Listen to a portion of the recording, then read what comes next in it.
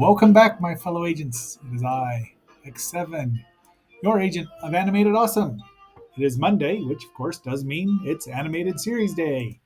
And we will be talking about the second set of Dirty Pair episodes, episodes 5 through 8, which are pretty fun. I'm not going to lie. The show makes me laugh. It's extremely silly, but it's a little toned down from the ones I watched later on. The series is simply because they're just, I don't know, maybe they just toned them down for whatever reason. I can see why. I don't know why it wasn't as successful. It only ran the 24 episodes. These episodes were aired. Episode 5 was August 12th, 1985, and episode 8 was September 2nd, 1985.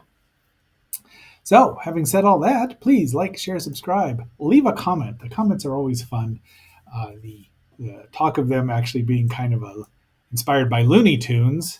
They're not quite Bugs and Daffy, but they do have they're friends. You can tell they're friends, Kay and Yuri, but they're not always pleased with each other, and as we'll see in the upcoming episodes.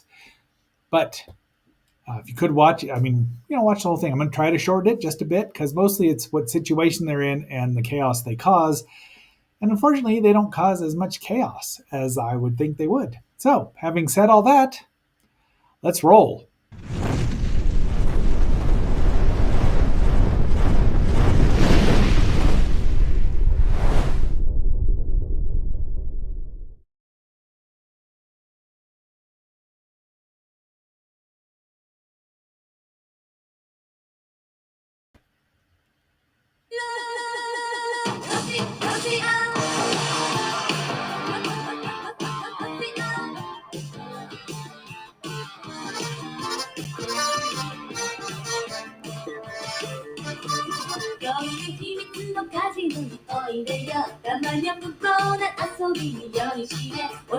So there's our opening, and we'll just stop right there.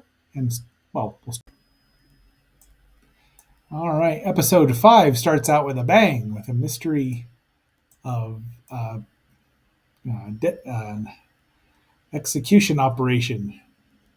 Looks like 7 hours 20 minutes, but who knows? And the pair, the lovely angels, are on vacation finally.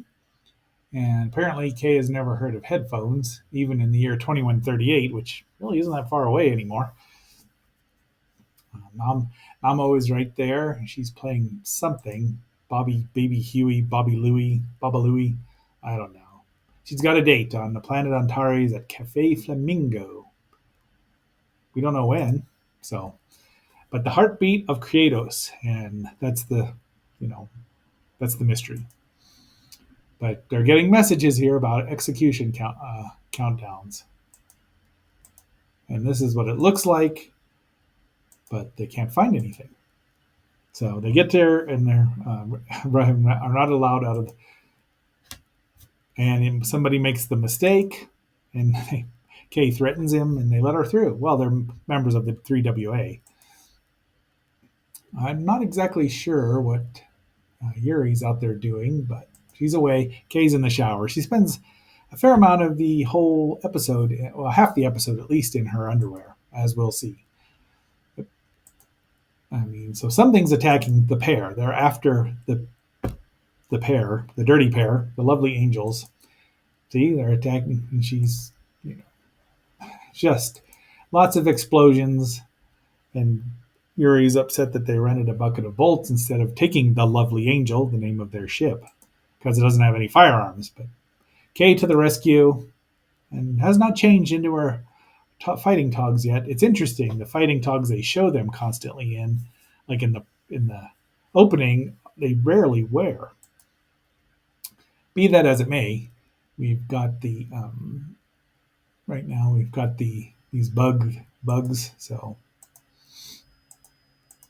and this shades of Lost in Space first episode now, isn't it? Look at that. But it's been swallowed just right out of Lost in Space. Yeah. They figure out who's got the grudge against them. Dr. Kratos. See, the subtitlers have spelled it with an E. It's on screen as an I. So go figure. But look at Toho, and they have Megara on screen without a U, but they have to have the official pronunciation or title with a U. A demented mad scientist, yes. Probatana. Sounds like, well, anyway. So they have to stop this from killing them, really. And it's a beautiful show. It really is. I mean, Japanese, this was, prime time. But look, they figure out Namo gives them his self-destruct, which causes the station to blow up. Kaboom! And fortunately, Namo gave him his memory disk, so they just have to rebuild him. I think they just buy a new one and insert the disk. It'd be easier. And Keigo leaves Yuri there and calls her selfish. Now, it's not explained as to why or what happened, and now we're at episode 6, which is, I like this interesting space station thingy. And the boss sends them to K&K with a super stone prism. But there's a whole bunch of them, the Devil's Syndicate, galactic pirates, of course. No, not a patch on the Dread Pirate Roberts, but they're after him. Many dangers, many dummies. There's 26 ships going out, and only one of them has that prism in it. So you're going to figure out, if you haven't seen it, spoiler, we know which pair has the actual prism in it. Once again, Kei and Yuri have two very different tastes in music. The pirates have struck everybody, and now they know they're going to come after them. So Kei gets aboard, and yep, they have all the passwords, which, and of course, make the mistake of calling them the dirty pair. You can tell what the password is there. And now there's even a bigger ship. And Kei threatens them because she's a hothead. And suddenly, Kaya is an old friend of Kei's, or an old acquaintance of Kei's, and she's not particularly happy with him because of this. Kaya, I couldn't tell at first if Kaya was supposed to be, what gender Kaya was, but apparently he's a he. At least there's a interesting. So she tells him that they're the lovely angel of the sun, because she's like, we're not pulling on this, and they give up to him. But so the boss, Guli, has told him that the person who has the prism, it's booby trap. There's a bomb in it. If you give it to try to open it, it'll go off and come without the proper passcodes. But Kei, being a sneak thief, bloody hell, she's still annoyed at him. She's figured it out because she's, like I said, obviously she's got some skills that the 3WA approves of, but won't broadcast to everyone. But she has to kick it to get it to go starting boot to the bomb. There it goes, and he's still after her. Tractor beam, and they're like, "Get us out of here!" Mugi and Namo get him out of there. Kaboom! But she's like, "Oh, he'll turn up." But then they tell Guli that he must know, and then they start planning. And they say, we've actually got the prism, and if we're going to put it in the microwave and see what happens. And it's like, okay, deliver it, just deliver it. So they do. That was nice of them. And off they go. And now we're at episode 7, which was kind of interesting in one way, but I don't know. No, it wasn't my favorite.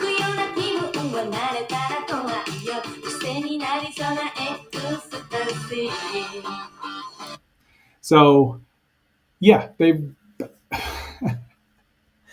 it's like, really? They're chaining him, so they're making him get married. His father is. But this woman shows up to rescue him. And this is, yes, episode 7. And so he contacts the 3WA, gives him a lot of money, and they have a fight over why they're gonna rescue him, and who Mr. Clicky, what a name. And they call her Joannica, so Lily must be her last name, probably Lily. So allegedly she's blackmailing him, but doesn't look like it. They're happy, and they think it's too easy. Kay's got a mask on. They insult each other. Yuri loses her temper. She's the one with the mask on. These things eat through anything, junk rolls, and as soon as she grabs the money, her personality changes, and she says she doesn't want to be with him. All she wants is the money, but the junk rolls eat through it with their acid or whatever saliva, and it's confusion emanation circuit made her act backwards. Here's our real villain, which was pretty obvious. Apparently, she is a mistress, but and the reason he doesn't want his son with Joannica is that she used to be a man. None of them care. They're like 1 in 10 in less than 100 years. So I'm not sure which one calls them that, but they're all thinking it. And good. I mean, this is where it is a twist I did not see coming, but they capture both of them, tie up the pair, they get away, off they go. Namo's not quite fixed yet, but finishes face plate. But Dad sends Joannica into space for 50 years and some kind. I mean, it'll only pass a day or two for her because of the time warp effect. And then Clicky goes into space. Now, then Dad goes into space. So there they are. Three. That's it. They're going to come back in 50 years, and they say the older lovely angels will be ready for them. Not a lot of destruction or carnage here. No chaos. So I can see why. Yep. So we're going to watch a little more of the beginning.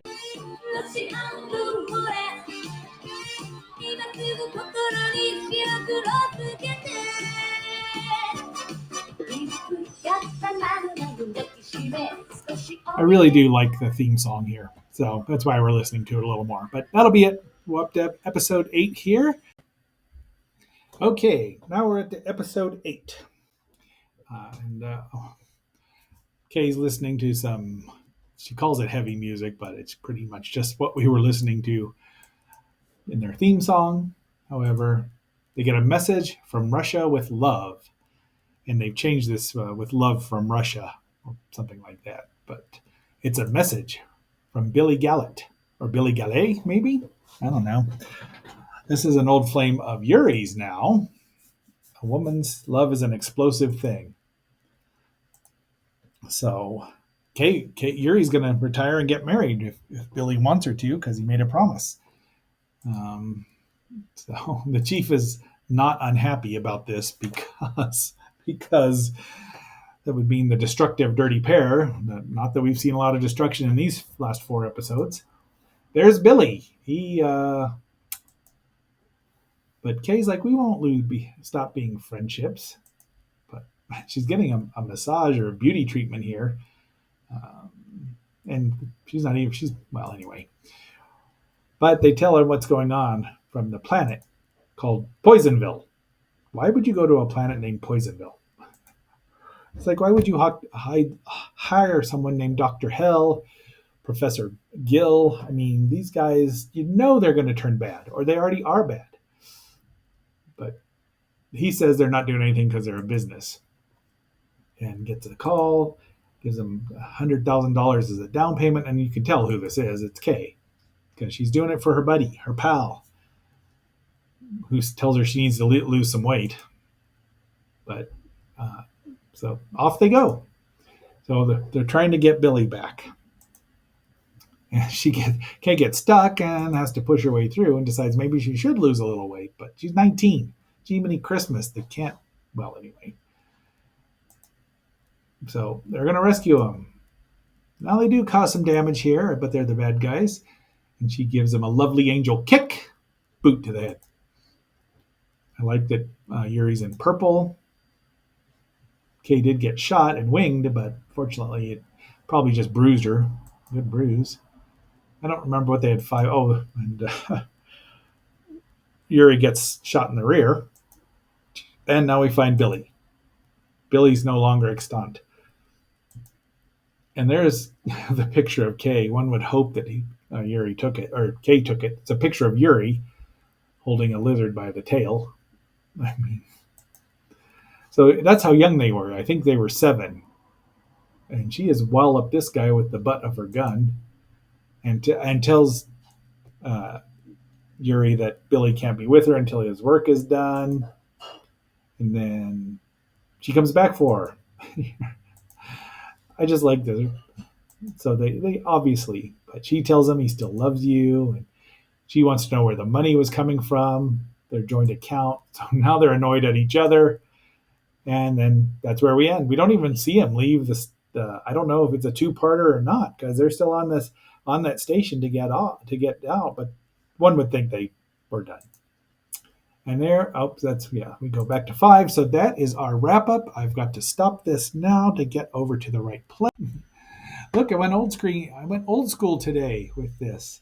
But having said all that, my fellow agents, let's pull up some music. That's been our 4 episodes of The Lovely Angels, aka The Dirty Pair, but don't say that to their face. Until our next assignment tomorrow, which we will see a monster of terror, hint, hint. This is X7 signing off and phasing out.30、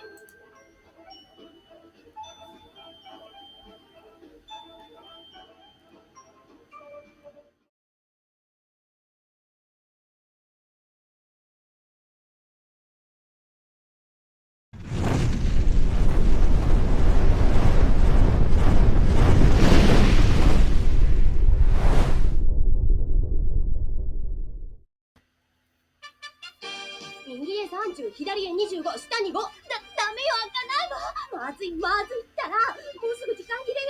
開かなかったらどう責任取るつもりなのよ。横でごちゃごちゃ言わないで。あと10秒。8、7、6、黙って。3、2、1、ドッカーン。次回、うちらを買って、用心棒には美人がお得。見ないと損するぞ。